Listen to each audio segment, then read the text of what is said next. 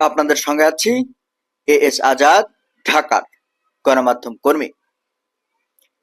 দেখুন, ইরানের তেহরানে খাবার পানির উৎস শুকিয়ে যাচ্ছে। এই ঘটনার নেপথ্যে আসলে কারণ কি? পানি কেন শুকিয়ে যাচ্ছে? আসুন আমরা জেনে আসি। ইরানের পানীয় জলের মূল উৎস 2 সপ্তাহের মধ্যে শুকিয়ে যাওয়ার আশঙ্কা করা হচ্ছে। ঐতিহাসিক খরার কারণে এমনটি হতে পারে বলে জানিয়েছে দেশটির রাষ্ট্রীয় সংবাদ সংস্থা।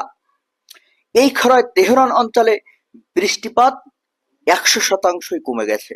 বিশ্ব গণমাধ্যমগুলো জানাচ্ছে যে তেহরানে পানি সরবরাহ করা 5টি উৎসের মধ্যে একটি হলো আমির কবির বাঁধ।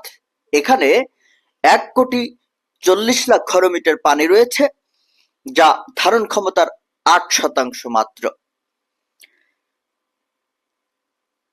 বিশেষজ্ঞরা বলছেন যে এই বাঁধ আগামী 2 সপ্তাহ পর্যন্ত তেহরানকে পানি সরবরাহ করতে পারবে। এই শতাব্দীর সবচেয়ে ভয়ঙ্কর খরার মুখোমুখি হওয়ার পর তেহরানে এমন একটি খারাপ সংবাদ এলো। স্থানীয় এক কর্মকর্তা বলছেন যে তেহরানে প্রায় 1 শতাব্দী সবচেয়ে কম বৃষ্টিপাত হয়েছে। সেখানে প্রায় 1 কোটি মানুষ বসবাস করেন। তেহরানে 1 কোটি মানুষ বসবাস করেন।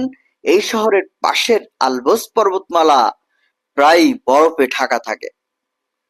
ওই পর্বত থেকে জলাধারগুলো পানি সংগ্রহ করে। কিন্তু 1 বছর আগেও আমির কবির বাঁধে 8,60,00,000 ঘনমিটার পানি ছিল। তবে তেহরান অঞ্চলে বৃষ্টিপাতের পরিমাণ কমে যাওয়ায় এই পরিস্থিতির সৃষ্টি হয়েছে বলে জানা যাচ্ছে।